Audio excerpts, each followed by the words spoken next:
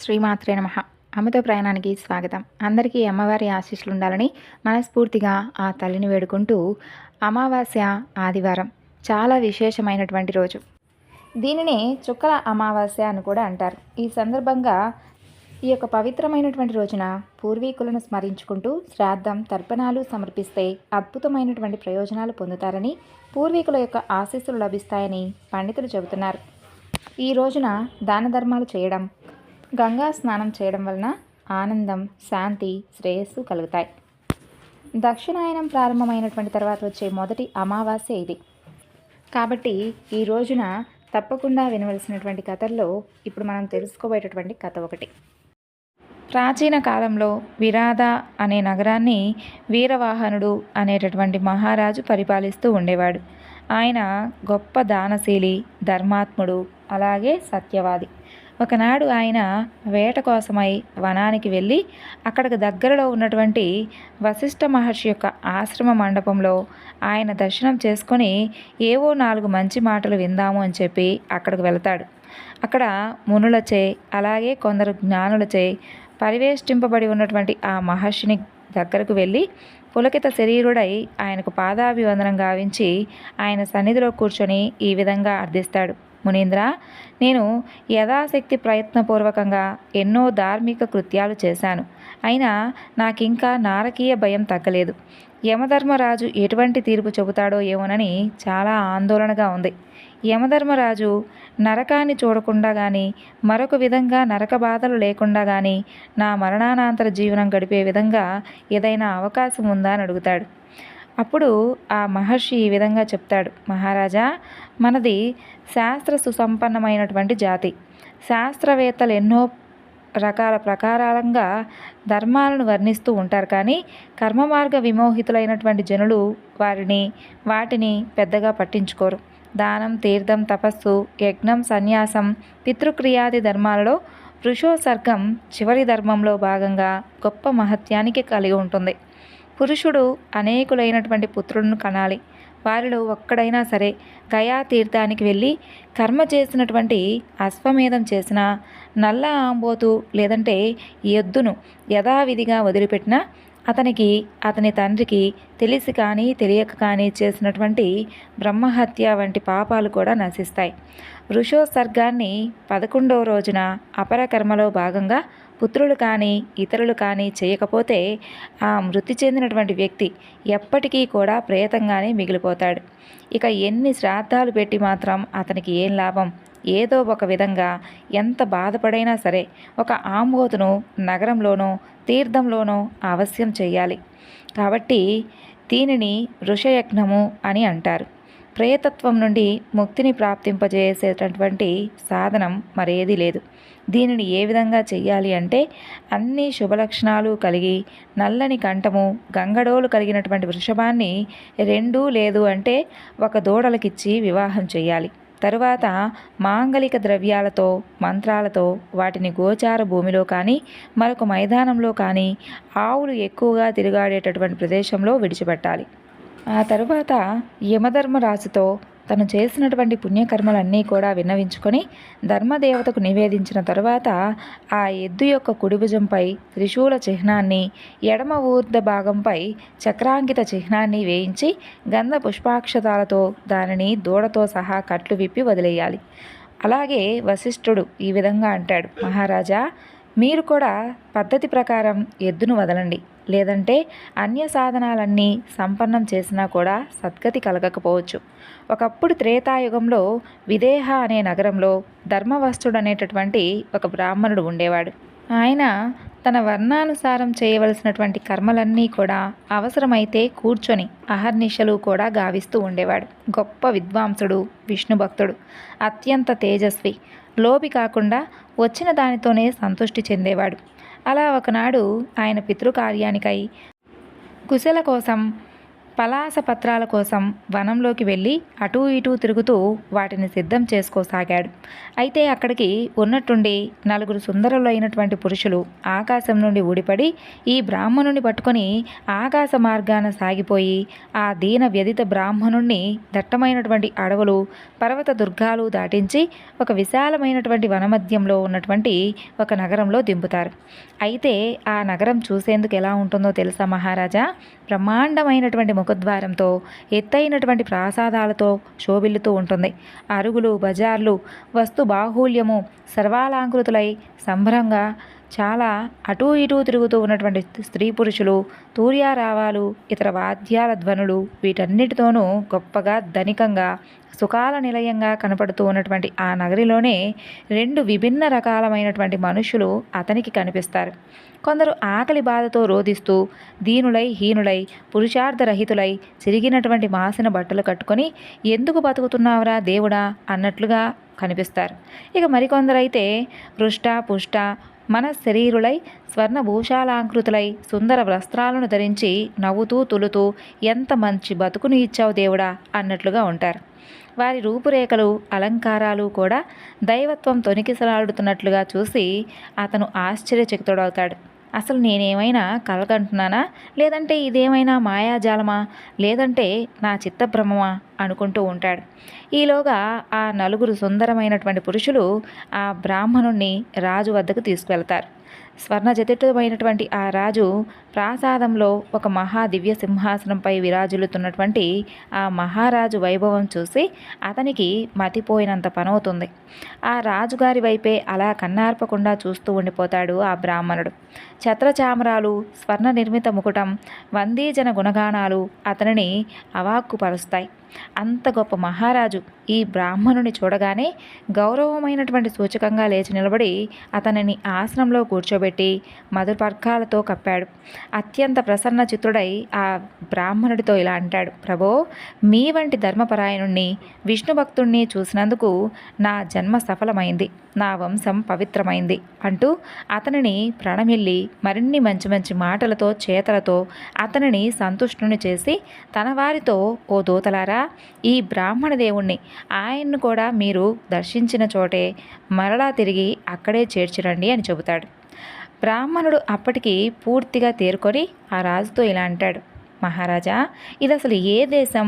ఒకే చోట ఉత్తమ, మధ్యమ, అధమ జీవులు నాకు ఎలా కనపడుతున్నారు? మీరు దేవేంద్ర వైభవంతో ఏ పుణ్యవశాన ఈ విధంగా రాజిల్లుతున్నారు? అసలు నన్ను ఇక్కడికి ఎందుకు తీసుకొచ్చారు? మరలా వెంటనే ఎందుకు నన్ను తిరిగి పంపించేస్తున్నారు?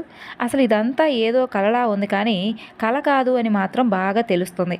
దయచేసి నా అజ్ఞానాన్ని దూరం చేయండి అని అడుగుతాడు. అప్పుడు ఆ రాజు: ఓ విప్రదేవా, తమ వలె ధర్మాన్ని సక్రమంగా పాలిస్తూ ప్రతినిత్యము కూడా విష్ణుభక్తి పరాయణులై జీవిస్తూ ఇంద్రియ నిగ్రహాన్ని కలిగి ఉండి విషయవాంఛలకు అతీతులుగా జీవించేటటువంటి మహానుభావులను ఇక్కడకు తీసుకొని వచ్చి వారిని పూజించి సత్కరించి పంపడాన్ని కర్తవ్యంగా భావించేటటువంటి భక్తుడను నేను. తీర్థయాత్రాసక్తులై, వృషోసర్గ మహత్య జ్ఞానాన్ని కలిగిన వారై, సత్యవ్రతులై, దానరతులై మెలిగేవారు నాకు పూజ్యులు. దేవతలు కూడా వారికి ప్రణామం చేస్తారు. పరంతపులు, పూజార్హులైనటువంటి మీ దర్శన భాగ్యాన్ని నాతో పాటు నా వారందరికీ కూడా కలిగింపచేయడానికే మిమ్మల్ని ఇక్కడికి రప్పించాను.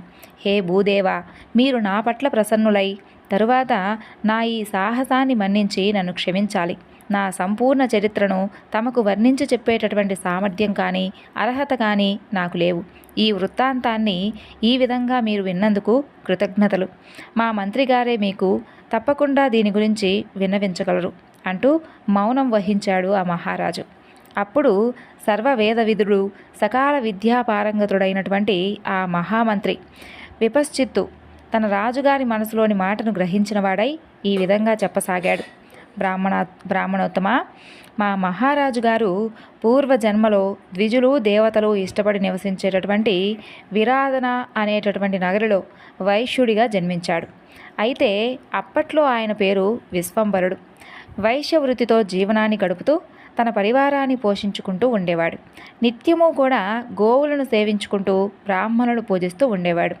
సత్ప్రాత్రాదానము, అతిథి సేవ, అగ్నిహోత్ర నిర్వహణ ఆయన నిత్య ధర్మాలై ఉండేవి. ధర్మపత్ని అయినటువంటి సత్యమేధాదేవి యొక్క సహకారంతో గృహస్థాశ్రమాన్ని సవ్యంగా నిర్వహించేవాడు. స్మార్త కర్మానుష్ఠానం, శ్రౌత కర్మల ద్వారా ఆయన లోకాలను, దేవతలను కూడా మానసికంగా గెలుచుకోగలిగాడు. ఒకప్పుడు ఆయన సోదర సమేతుడై పెద్ద ఎత్తున తీర్థయాత్రలను చేసుకొని ఇంటికి మరలి వస్తూ ఉండగా దారిలో ఆయనకు లోమశ మహర్షి దర్శనమైంది. వెంటనే విశ్వాంభరుడైనటువంటి ఆయనకు సాష్టాంగ దండ ప్రణామం చేసి లేచి వినయంగా చేతులు జోడించి నిలబడగా లోమశ మహర్షి కరుణాసాగరుడై ఎక్కడి నుండి రాక ఇటు ఎక్కడికి వెళుచున్నారు అంటూ కుశలమైనటువంటి ప్రశ్నలు వేశాడు. మునివర్య, మీ వంటి పెద్దల ద్వారా ఈ శరీరం నశ్వరమని, మృత్యువు మనకు ఎదురుగానే నిలబడి ఉంటుందని తెలుసుకున్నాను. అందుకే పుణ్య సమూపార్జనకై సమయం మించిపోరాదని ధర్మపరాయణులైనటువంటి నా పత్నితోనూ ఆత్మబంధువులతోనూ కలిసి తీర్థాలను విధివత్తుగా దర్శించి ధనాది దానాలతోనూ వీలైనంత మందిని తృప్తిపరచి యాత్రను ముగించి ఇంటికి మరలి వస్తున్నాను. యాత్రల పుణ్యఫలం వెంటనే కనిపించింది కాబట్టే మీరు నాకు దర్శనమిచ్చారు అని అంటాడు విశ్వాంబరుడు. ఓయి భద్రపురుష, ఈ భారతవర్షం అనేటటువంటి పుణ్యభూమిలో ఎన్నో పావన తీర్థాలు ఉన్నాయి. నీవేమి చూసొచ్చావో చెప్పు, నన్ను ఆనందింపచేయి అని అడుగుతాడు లోమశ మహర్షి. మునీశ్వర, ఇలా మీతో మాట్లాడగలగడమే నా యొక్క పూర్వజన్మ సుకృతం.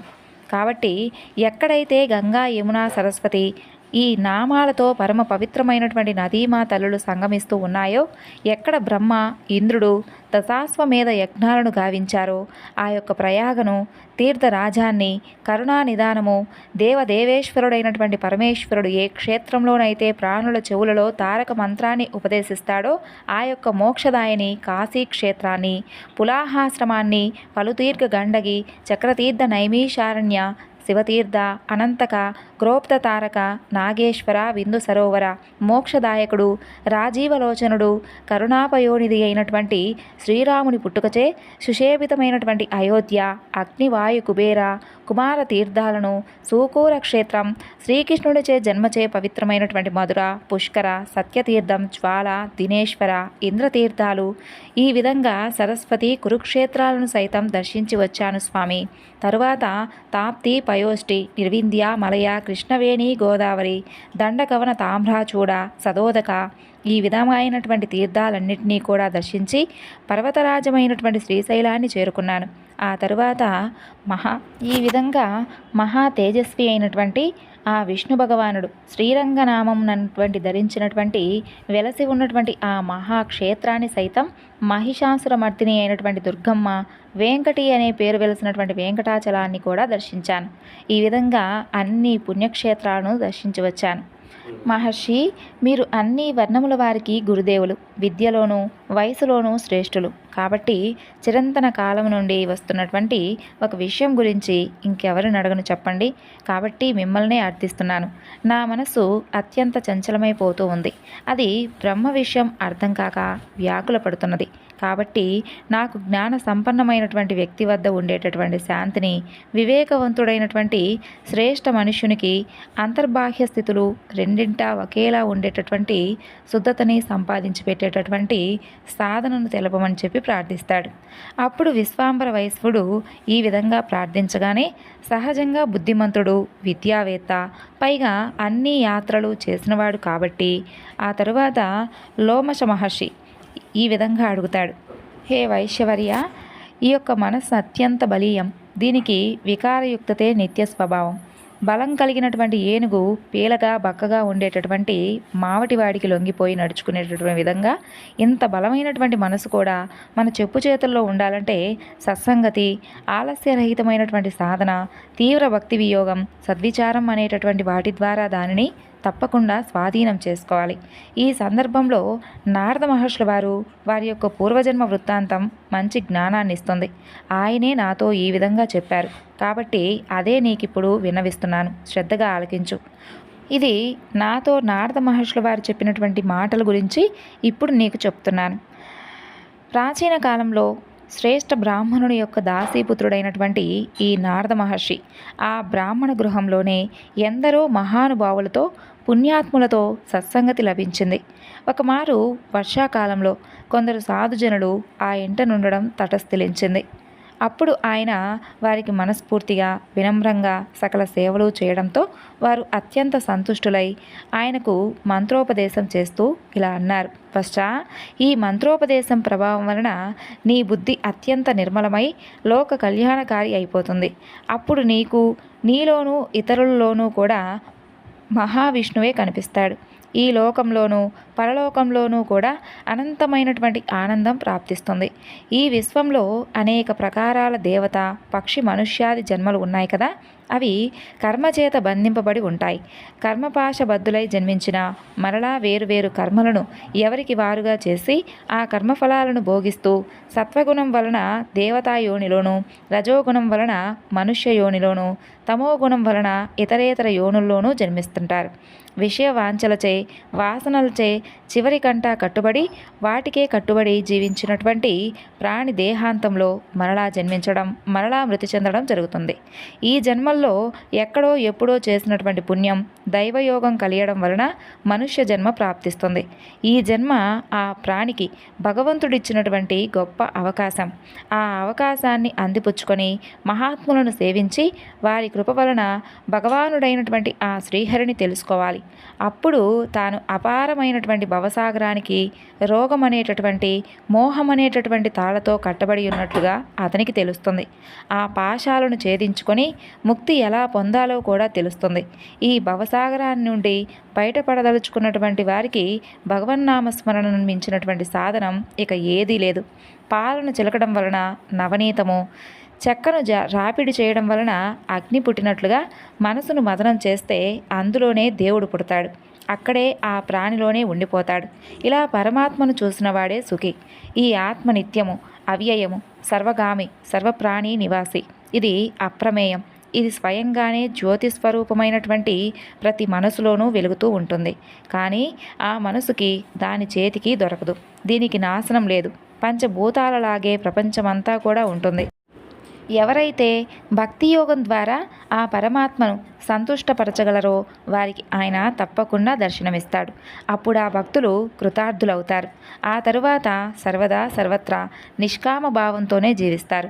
బంధనయుక్తమైనటువంటి ఈ శరీరంతోనే ఉంటూ అహంకారమును పరిత్యజించి స్వప్నప్రాయమైనటువంటి ఈ జీవితంపై అప్పటిదాకా పెంచుకున్నటువంటి మమతాసక్తులను పూర్తిగా తెగగొట్టుకునేటటువంటి శక్తి వారికి లభిస్తుంది. ఓ ఈ వశ్చ, కలలోకొచ్చే సంపద కానీ, ధైర్యం కానీ స్థిరంగా ఉంటుందా? ఇంద్రజాలంలో నిజమెంత? శరత్కాల మేఘంలో సత్యమెంత? శరీరంలో నిత్యత ఎంత? ఈ దృశ్యమాన సమస్త చరాచర జగత్తు అవిద్యాకర్మజనితమే. ఇది తెలుసుకొని నీవు మహాయోగివి కావాల్సి ఉంది. నీవు సిద్ధిని పొందగలవు. అవి నా వంటి దీనహీన వాత్సల్యం కురిపించి ఆ సాధువులు వెళ్ళిపోతారు. ఆ తరువాత నేను అంటే నారదుల వారు చెప్పినటువంటి మార్గంలో ప్రతిదినము కూడా సాధన చేశారు. అచిరకాలంలోనే నారదుల వారు అంతఃకరణలోనే ఒక ఆశ్చర్యమైనటువంటి జనక దృశ్యాన్ని చూడగలిగాడు.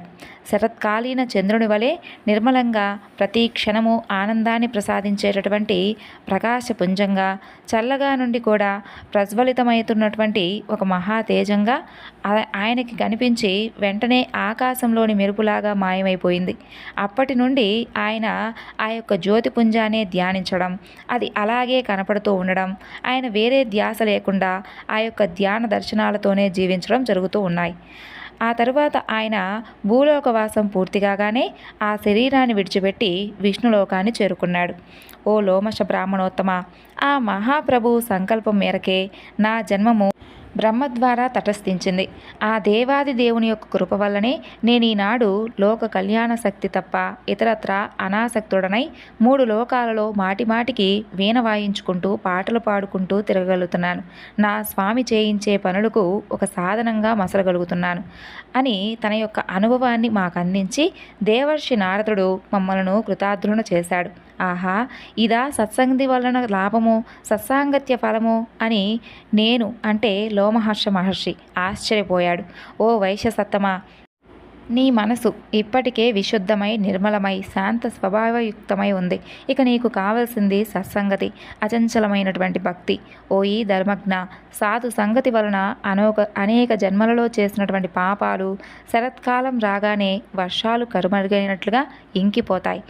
అప్పుడు ఆ వైశ్యశిఖామణికి లోమశ మహర్షి వృషోత్సర్గం చేయనిదే ధర్మార్థ కామాలలో ఏ పురుషార్థము రాణించదని, మంచు బిందువులు కానీ వడగళ్ళు కానీ నేలపై పడి దండగైపోయినట్లుగా వృషోత్సర్గ సహితం కానటువంటి కర్మలన్నీ కూడా వ్యర్థమైపోతాయని, వృషోత్సర్గం అశ్వమేధ యాగంతో సమానమైనటువంటి పుణ్యాన్నిస్తుందని, నిజానికి వృషోత్సర్గం వంటి హితకారి వేరొకటి లేదని, ఇంద్రదేవుని యొక్క సాన్నిధ్యాన్ని కూడా అది సంపాదించి పెట్టగలిగదని చెప్తాడు.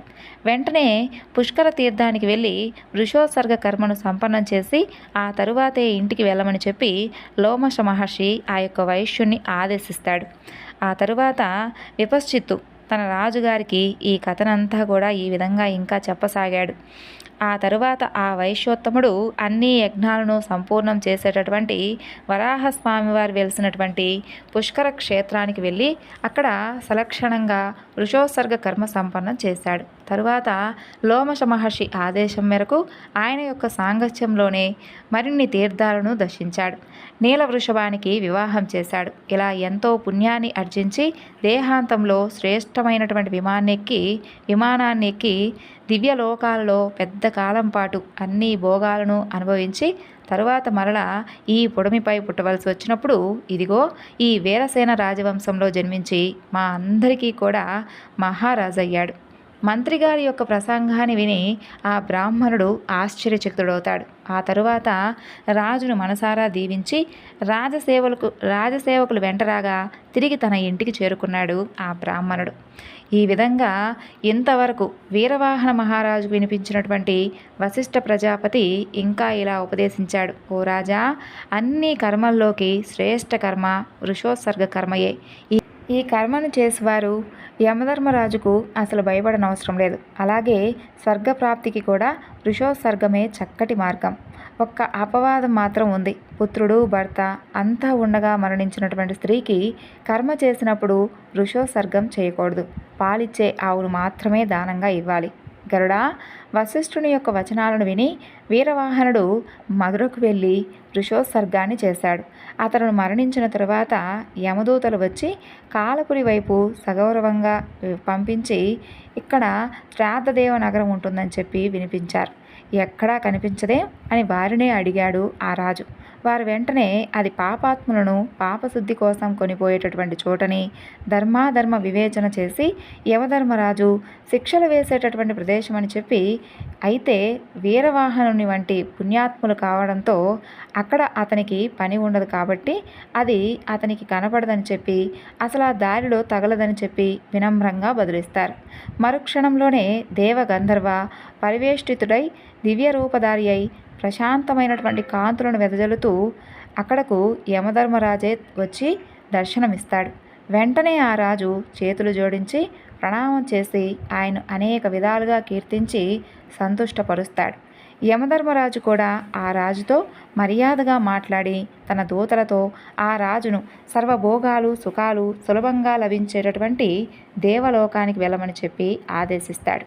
ఆ విధంగా వీరవాహన మహారాజు మరింత వినమ్రుడై, ఓ దేవా, మీ దర్శనాన్ని ఈ విధంగా పొందడానికి ఆ తరువాత స్వర్లోక సౌఖ్యాలను అందడానికి నేను ఎన్ని జన్మల పుణ్యాలను ఆచరించి ఉన్నానో కాబట్టే ఆ అర్హతను ఈ విధంగా సంపాదించాను. కాబట్టి ఓ దేవా, మీకు అనేక నా నమస్కారములు అని అంటాడు. అప్పుడు యమధర్మరాజు కూడా మరింత ప్రసన్నుడై, ఓ రాజా, నీవు దాన యజ్ఞాలను పుణ్యకార్యాలను శ్రద్ధాభక్తులతో నిర్వర్తించడమే కాకుండా వశిష్ఠ దేవుని వలన మధురలో పెద్ద ఎత్తున వృషోత్సర్గం కూడా చేశావు కదా మహారాజా. మానవుడు ఏ పాపం చేయకుండా కాసింత ధర్మాన్ని సమ్యగ్రూపంతో పాలించినటువంటి బ్రాహ్మణుల దేవతల కృప వలన ఆ పుణ్యం అధికాధికమైపోతుంది. నీవు బహుపుణ్యకార్యాలే చేశావు, నీకు నా ఆశీస్సులు అంటూ ఆ యమధర్మరాజు అప్పుడు అక్కడి నుండి అంతర్ధానం చెందుతాడు. ఇక వీరవాహనుడు స్వర్గలోకానికి చేరుకుంటాడు. కాబట్టి గరుడా, వృషోత్సర్గ నామక యజ్ఞ మహత్యాన్ని విస్తారపూర్వకంగా విన్నావు కదా. ప్రాణుల యొక్క పాపకర్మాలను సమాప్తం చేసేటటువంటి ఈ యొక్క వృత్తాంతాన్ని ఎవరైతే చదువుతారో, వింటారో, వినిపిస్తారో వారందరూ కూడా పాప విముక్తులవుతారు అంటూ శ్రీహరి గరుత్మంతుల వారికి ఉపదేశించాడని చెప్పి సూత మహర్షుల వారు శౌనకాది మహాములందరికీ కూడా చెప్పసాగాడు ఈ యొక్క వీరవాహన మహారాజు యొక్క వృత్తాంతం. ఈ వృత్తాంతాన్ని గ్రహణ సమయంలో కానీ లేదంటే అమావాస్య తిథుల్లో కానీ చదవడం చాలా ఉత్తమం. ఇప్పుడు అమావాస్య రోజు ఈ కథను వినడం వలన నరసింహస్వామి వారి యొక్క అనుగ్రహాన్ని కూడా పొందవచ్చు. మరి ఆ కథ ఏమిటో తెలుసుకుందాం. పూర్వం చంద్రవంశపు రాజులలో శంతనుడు అనేటటువంటి ఒక రాజు ఉండేవాడు. అతను చాలా చక్కగా దాన ధర్మాలు అన్నీ కూడా చేసుకుంటూ బలపరాక్రమాలకు, చల్లని పరిపాలనకు గొప్ప పేరు పొందినవాడు. అతని మంచితనానికి బహుమతిగా ఇంద్రుడు మంచి రథాన్ని ఒకటిస్తాడు.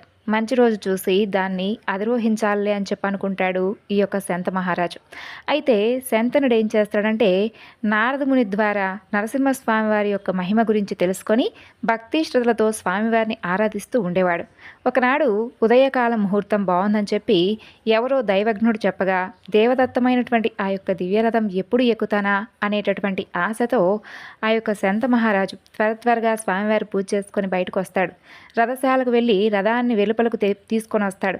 చుట్టూ కూడా ముమ్మారు ప్రదక్షిణా నమస్కారం చేసి రథం ఎక్కుతాడు. కానీ ఏం లాభం, ఆ రథం అస్సలు అంగుళం మేర కూడా నడవదు.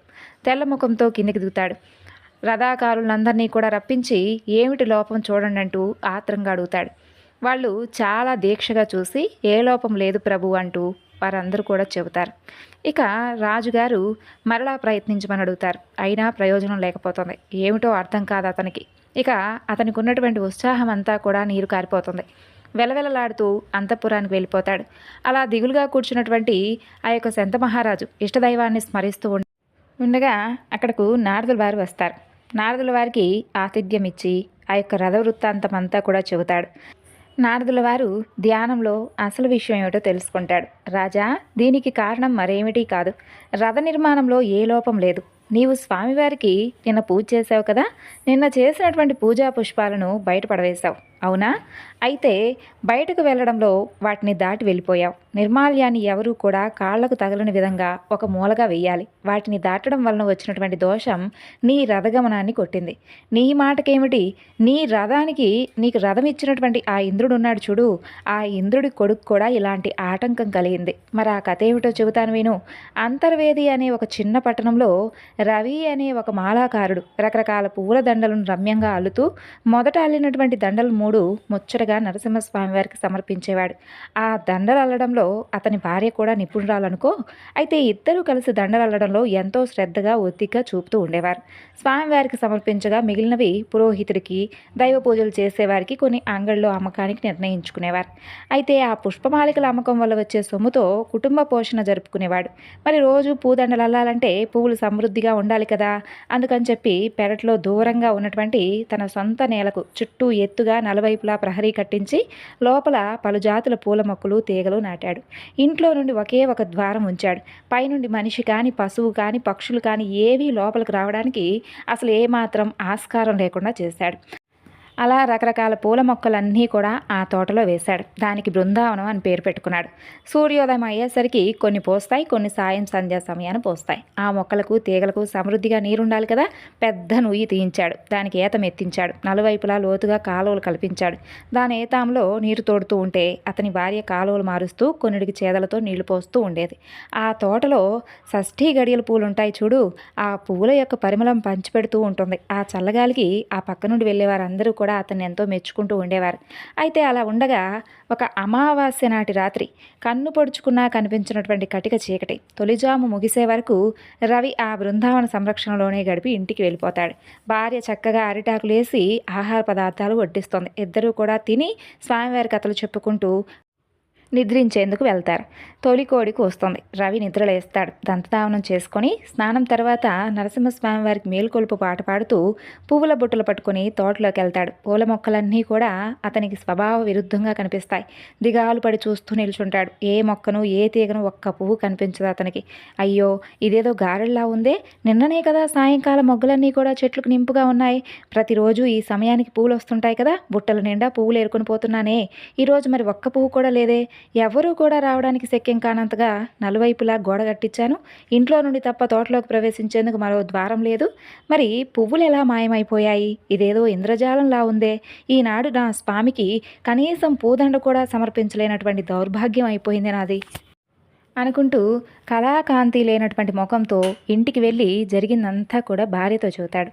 ఈరోజు ఒక్క పువ్వు కూడా లేదు అని వింతగా ఉందని చెప్తాడు. ఆమె కూడా వచ్చి చూస్తుంది. ఆశ్చర్యంగా ఆమె కూడా వెనుతిరిగి వచ్చి నోట మాట లేకుండా నరసింహస్వామి వారి విగ్రహానికి సాష్టాంగ నమస్కారం చేసి లేస్తుంది. స్వామి, ఈ తప్పెవరిదో మీరే సెలవివ్వాలి అంటూ ఒక్క మాట అంటుంది.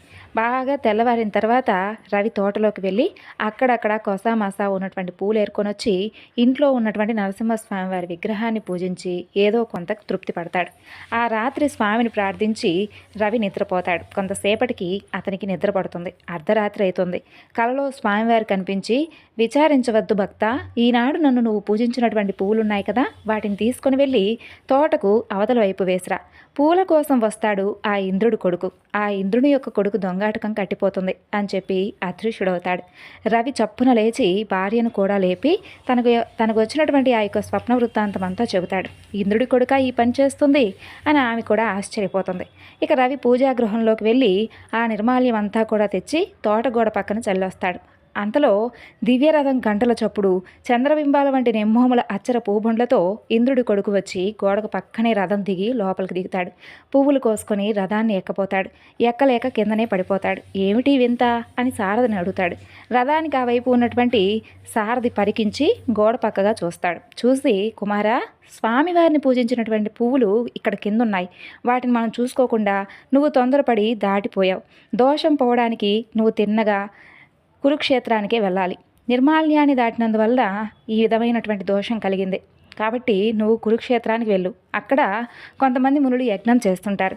ఆ యజ్ఞం చూడటానికి దేశ దేశాల నుండి ఎందరో రాజులు వస్తూ ఉంటారు. వారు భోజనాలు చేసి వారు విడిచిపెట్టినటువంటి ఎంగిలాకులు తీసి అవతల పారవేస్తూ ఆ యొక్క ప్రదేశం అంతా కూడా నీటితో శుద్ధి చేస్తూ ఉండు.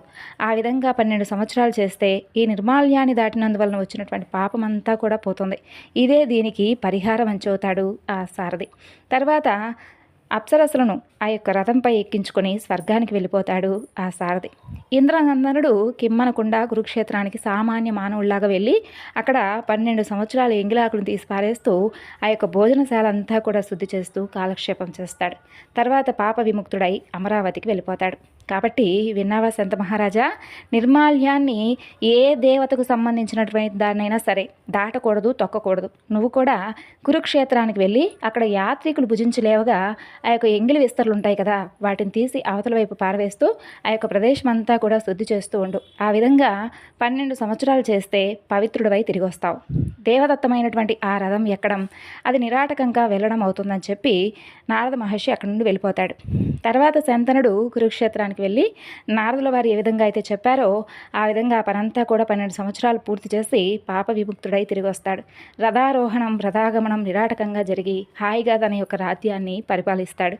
నిర్మాల్య లంఘన దోషం ఇలాంటిది అంటూ సూత మహర్షుల వారు భరద్వాజ మహర్షితో చెప్పినటువంటి గొప్ప కథ ఇది. ఈ అమావాస్య రోజు సకల పీడలు తొలగిపోవడానికి నరసింహస్వామి వారి యొక్క పూజ, అలాగే స్వామివారి కథలు వినడం కూడా మన యొక్క అదృష్టం. ప్రతి ఒక్కరికి కూడా ఈ కథలన్నీ కూడా నచ్చాయి అనుకుంటున్నానండి. ఈ వివరణ ఇంతటితో ముగిస్తున్నాను. సర్వం శ్రీ లలితార్పణమస్తు. స్వస్తి.